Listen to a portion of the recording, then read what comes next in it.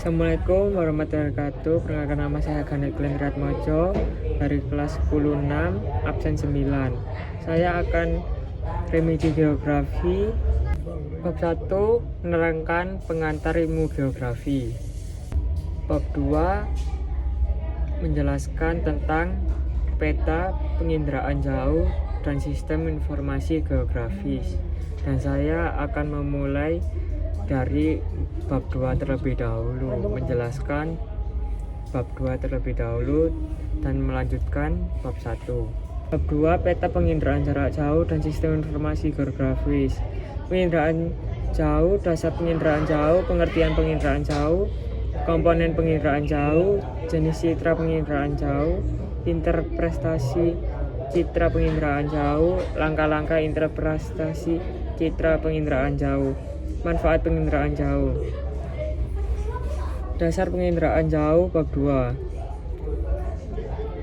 Penginderaan jauh mengacu bagaimana mengetahui lokasi pada kegiatan pencatatan dan pusat gempa di Aceh tanpa pengamatan objek atau harus mendatangi lokasi peristiwa di tempat jauh tersebut tanpa terjadi kontak langsung. Pengertian penginderaan jauh bab 2. Kenichi Okamoto. Penginderaan jauh adalah suatu teknik untuk mengidentifikasi, mengklasifikasi, dan menentukan objek serta memperoleh informasi digunakan dengan menggunakan sensor jarak jauh. Wilhelmsen dan Kiefer. Penginderaan jauh adalah ilmu dan seni untuk memperoleh informasi tentang objek, fenomena menggunakan alat tanpa kontak langsung dengan objek tersebut. Penginderaan jauh adalah ilmu seni dan teknik untuk merekam suatu objek, gejala, dan area dari jarak jauh tanpa kontak langsung dengan alat penginderaan berupa sensor buatan. Komponen penginderaan jauh bab 2. Sinar matahari, objek, atmosfer, sensor dan wahana, perolehan data, penggunaan data. Sinar matahari, sistem pasif, menggunakan tenaga elektromagnetik yang berasal dari sinar matahari. Sinar matahari sampai di permukaan bumi, kemudian objek yang ada di permukaan bumi memantulkan cahaya ke alat perekam. Tenaga buatan, sistem aktif menggunakan tenaga buatan berupa gelombang mikro yang dipancarkan oleh alat perekam. Alat perekam memancarkan gelombang ke permukaan bumi, kemudian gelombang tersebut dipantulkan oleh objek permukaan bumi. Atmosfer hanya sebagai kecil tenaga elektromagnetik yang dapat mencapai permukaan bumi dan dapat digunakan untuk penginderaan jauh. Jendela atmosfer, yaitu bagian spektrum elektromagnetik yang mencapai bumi. Spektrum ini yang dipantulkan ke alat perekam penginderaan jauh. Objek. Setiap objek mempunyai sifat tertentu dalam memantulkan tenaga ke sensor atau alat perekam. Ciri spektral berdasarkan perbedaan panjang gelombang, contohnya rona dan warna. Ciri spesial berdasarkan perbedaan pola ruang, contohnya berbentuk dan ukuran. Berdasarkan perbedaan waktu perekaman, contohnya perekaman saat musim hujan dan saat musim kemarau. 3. Komponen penginderaan jauh. Sensor. Sensor adalah untuk menerima atau merekam tenaga yang datang dari objek di permukaan bumi. Kemampuan sensor untuk menyajikan gambaran objek terkecil disebut resolusi. Sensor fotografik menggunakan film sebagai detektor menghasilkan foto udara. Sensor elektronik menggunakan tenaga elektronik pada spektrum yang luas menghasilkan citra. Wahana adalah kendaraan yang mengangkut atau membawa alat pemantau dalam penginderaan jauh. Pesawat terbang rendah sampai menengah, ketinggian antara 1000 sampai 9000 mdpl. Pesawat terbang tinggi, ketinggian lebih dari 18 dpl, 18.000 dpl. Satelit, ketinggian sekitar 900 mdpl. Perolehan data. Analisis manual dapat dilakukan dengan menggunakan alat bantu yang disebut stereoskop. Analisis digital dilakukan dengan menggunakan komputer. Penggunaan data. Penggunaan data yaitu orang atau lembaga yang memanfaatkan hasil penginderaan jauh untuk berbagai bidang kehidupan seperti tata guna lahan, pertambangan, dan mitigasi bencana. Jenis penginderaan jauh. Kedua, citra penginderaan jarak jauh yaitu berstruktur, ciri foto, dan citra non foto. Citra foto, dan citra non foto. Citra foto, foto pankromatik, foto ortramik, foto ultraviolet, foto inframerah. Dan selanjutnya citra non foto, sumber sensor,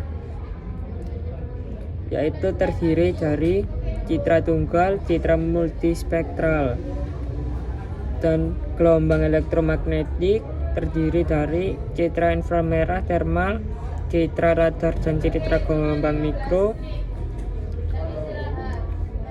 dan wahana, termasuk ada citra digantara dan citra satelit. Citra foto. Foto pankromatik merekam seluruh spektrum cahaya tampak sehingga objek terekam sesuai dengan kepekatan mata manusia. Foto ortokromatik merekam spektrum yang didominasi oleh warna biru dan sebagian hijau. Foto ultraviolet merekam spektrum ultraviolet, umumnya digunakan untuk mendeteksi tumpahan minyak laut. Foto inframerah merekam spektrum inframerah secara dekat, umumnya digunakan untuk melihat kesehatan vegetasi. Citra non foto berdasarkan sumber sensor. Citra tunggal dibuat menggunakan sensor tunggal, digunakan dengan mengombinasi beberapa citra yang memiliki spektrum gelombang berdasarkan untuk mengidentifikasi suatu objek. Citra multispektral dibuat menggunakan saluran gamma atau saluran sempit. Citra ini terdiri dari citra RBV dalam kurung retro beam vision dan citra MSS buka kurung multispektral scanner. Citra non foto berdasarkan gelombang elektromagnetik. Citra inframerah termal dibuat berdasarkan perbedaan suhu objek dan daya pancar pada citra. Citra radar dan citra gelombang mikro. Citra yang diperoleh dengan spektrum gelombang mikro. Citra radar penginderaan menggunakan sistem aktif, sedangkan gelombang mikro menggunakan sistem pasif.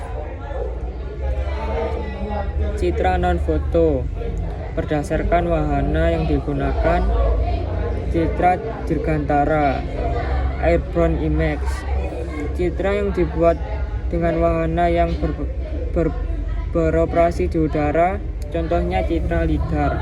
Lidar adalah teknologi yang menggunakan sistem aktif dengan menambahkan sinar laser yang dipasang pada wahana pesawat. Citra non foto berdasarkan wahana yang digunakan. Citra satelit, spacebound image, citra yang dibuat dengan wahana beroperasi di luar angkasa. Citra satelit, NOAA, dan meteor untuk penginderaan cuaca. Citra satelit Landsat, Soyuz, dan Spot untuk penginderaan sumber daya bumi. Citra satelit dan MOS untuk penginderaan laut. Interpretasi citra penginderaan jauh. Kedua, interpretasi citra penginderaan jauh.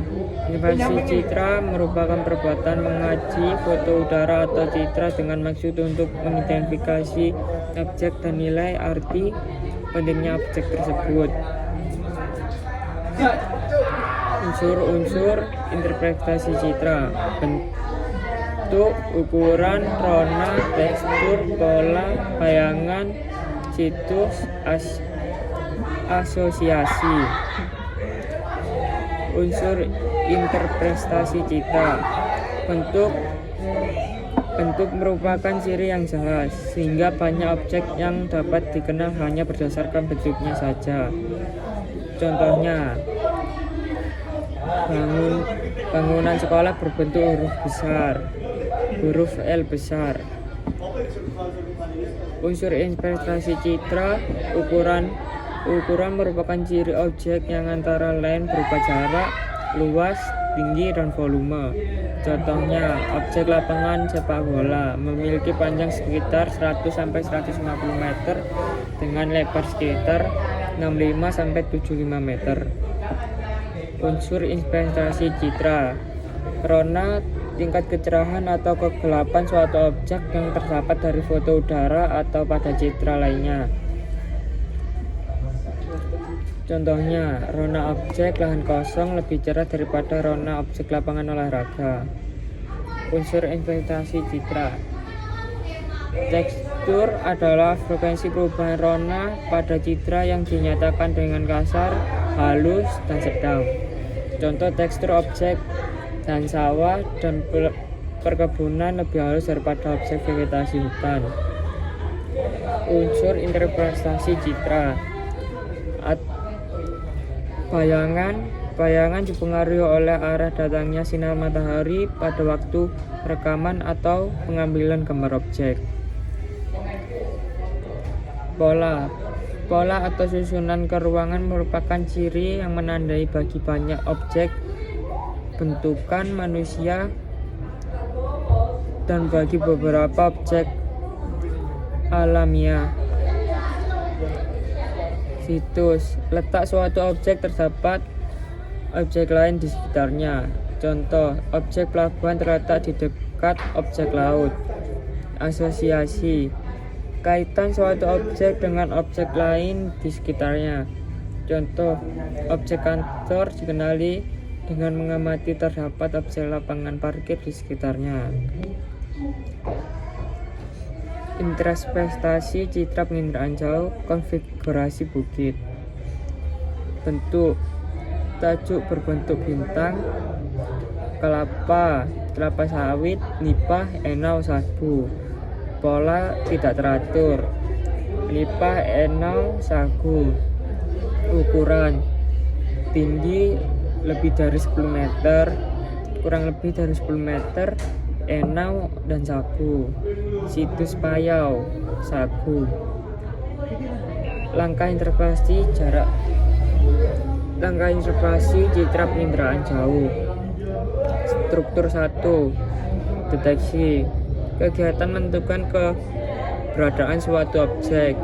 Struktur 2. Identifikasi: mengenali objek yang diamati melalui pengamatan gambar cuaca. Struktur 3. Analisis: uraian deskripsi interpretasi citra. Struktur 4. Edukasi: menarik kesimpulan untuk terkait interpretasi objek yang diamati. Manfaat penginderaan jauh bab 2. Manfaat citra penginderaan jarak jauh. Manfaat citra penginderaan jarak jauh. Bidang kelautan: pengamatan sifat fisik air, pasang surut air laut, dan arus laut. Jenis citra biasa digunakan seperti MOS dan sesaat. Bidang klimatologi: pengamatan kondisi iklim dan komponen pembentukannya. Jenis citra biasa digunakan seperti NOAA, Meteor, dan GMS. Bidang SDA dan lingkungan: pengamatan barang tambang dan lingkungan termasuk peristiwa bencana alam. Jenis citra yang digunakan seperti Landsat, dan Spot. Sumber gambar dan video: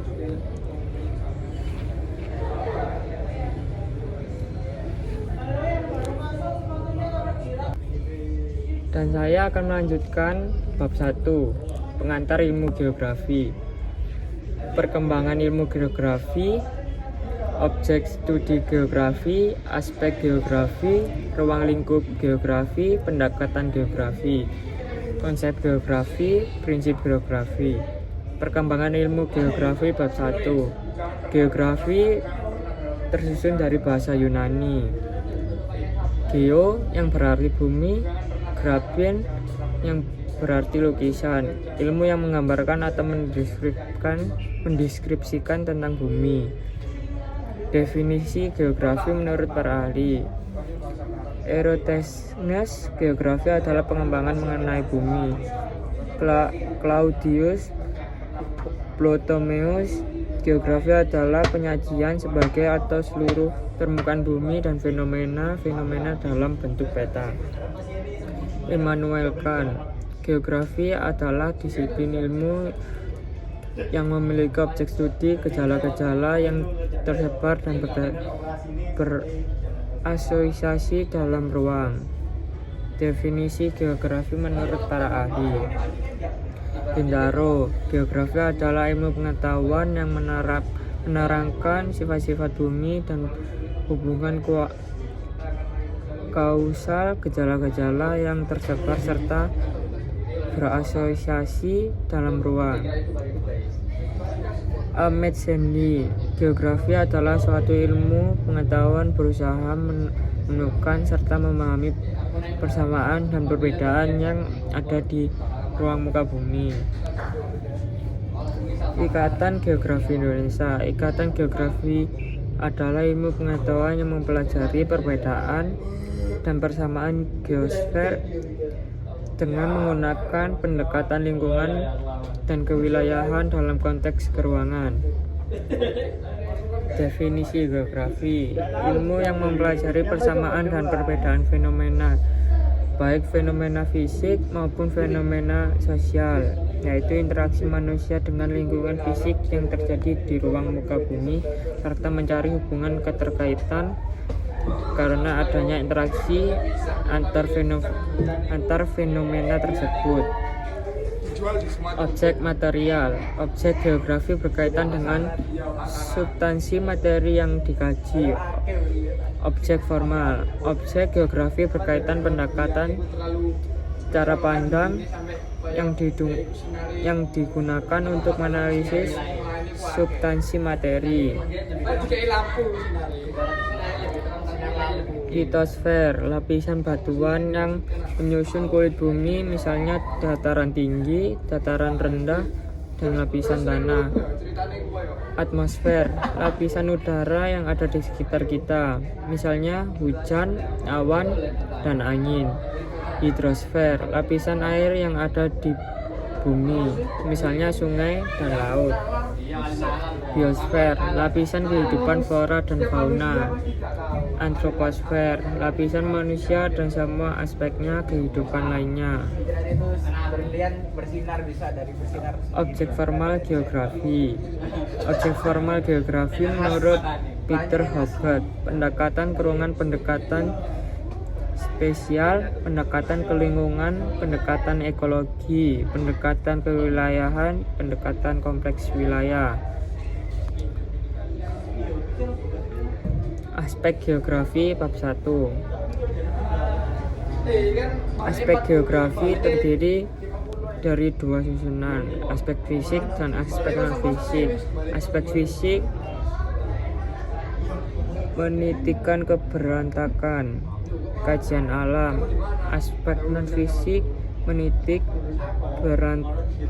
beratkan kajian manusia. Aspek fisik geografi. Topologi, aspek terkait bentuk muka bumi, lokasi, dan wilayah. Abiotik, aspek terkait benda mati seperti tanah dan air dan udara. Biotik, aspek terkait makhluk hidup yaitu flora dan fauna. Aspek non-fisik, kebudayaan, budaya khas suatu daerah. Ekonomi, potensi ekonomi suatu wilayah. Penduduk dinamika kependudukan di suatu wilayah. Cukup sampai di situ saya menjelaskan dan menerangkan bab 1 dan bab 2. Saya menyambungkan bab 2 ke bab 1. Terima kasih, saya Ganeplen dari Blue 6 menjelaskan tentang geografi bab 1 dan bab 2. Assalamualaikum warahmatullahi wabarakatuh.